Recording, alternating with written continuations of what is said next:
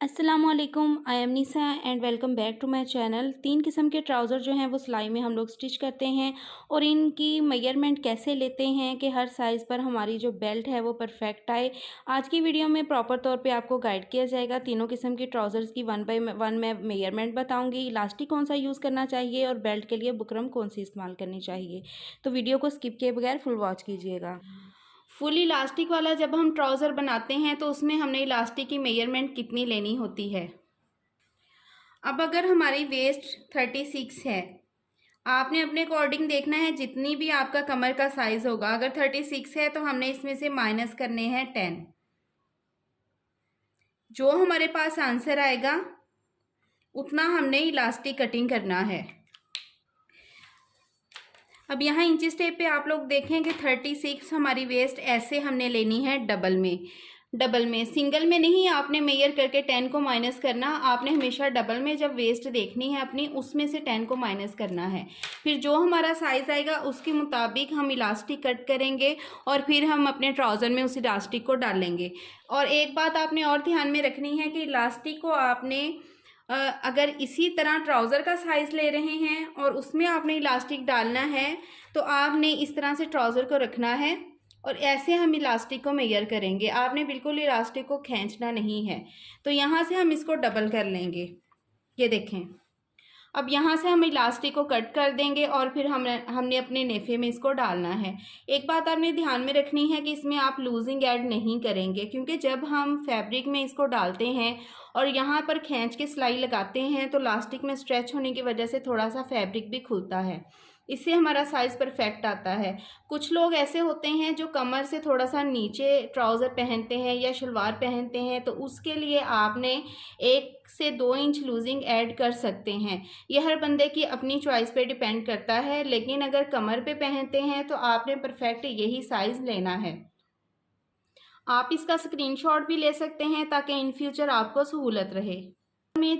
अब इस वाले ट्राउज़र में जिसकी फ्रंट प्लेन और बैक इलास्टिक वाली होती है, अगर हमारा वेस्ट साइज़ 36 है तो इसको हमने करना है हाफ। 36 का हम हाफ लेंगे तो आएगा 18।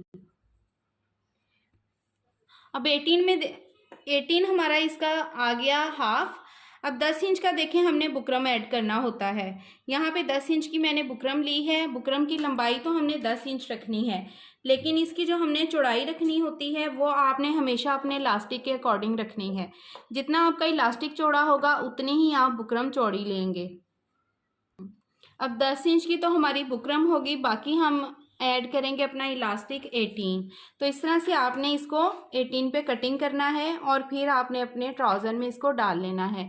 लेकिन यहाँ पर भी वही बात आती है कि अगर कमर से थोड़ा नीचे ट्राउज़र पहनते हैं तो आप इसमें थोड़ी सी लूजिंग डाल सकते हैं 1 से 1.5 इंच की। लेकिन अगर बिल्कुल कमर पे आप साइज़ लेते हैं, कमर पे ही ट्राउज़र पहनना पसंद करते हैं, तो फिर आपने इसको 18 ही रखना है, इसमें लूजिंग नहीं डालनी। अब यहाँ पे मैं लिख देती हूँ कि 36 का हमने हाफ करना है। अब इसका भी आप स्क्रीनशॉट ले सकते हैं। जितना भी आपका वेस्ट साइज़ आएगा उसका आपने हाफ़ करना है। ज़रूरी नहीं कि आप 36 का ही हाफ़ करें, अपने वेस्ट के अकॉर्डिंग आपने हाफ़ करना है। और 10 इंच की बेल्ट लेनी है, उसके बाद आपने अपना जो नेफ़ा है उसको बनाना है, तो आपका जो है वो बिल्कुल परफेक्ट साइज़ आएगा। अब आता है जी ये ट्राउज़र जिसके फ्रंट में बिल्कुल फुल बेल्ट लगती है, बुकरम लगती है और सिर्फ बैक पे इलास्टिक होता है। तो इसका हमने साइज़ कैसे रखना है। इसका भी साइज़ ऐसे ही होगा कि पहले आपका जो भी वेस्ट साइज़ आएगा 36 है तो हम उसका हाफ़ करेंगे। इसका हम हाफ़ करेंगे तो हमारे पास 18 आ जाएगा। स्मॉल साइज़ है ये, उससे भी कम का बना रहे हैं तो आपने 5 माइनस करने हैं 8, जो भी आपका हाफ आएगा उसमें से। अगर मीडियम टू लार्ज आप बना रहे हैं तो आप 3 से 4 इंच माइनस कर सकते हैं, जो भी आपका वेस्ट साइज़ का हाफ आएगा। तो ये इसका फार्मूला है, इसका भी आप स्क्रीनशॉट ले सकते हैं। अब आती है बात कि हम इलास्टिक जो है वो किस तरह का इस्तेमाल करें। कुछ लोगों को शिकायत होती है कि जब हम इलास्टिक यूज़ करते हैं, कुछ अर्सा ट्राउज़र वॉश करते हैं, ट्राउज़र चलने के बाद हमारा इलास्टिक की स्ट्रेच ख़त्म हो जाती हैं। तो उसके लिए आपको मैं एक टिप दूंगी कि आपने जब भी इलास्टिक इस्तेमाल करना है तो इस तरह का थोड़ा सा स्ट्रेच वाला इस्तेमाल करना है।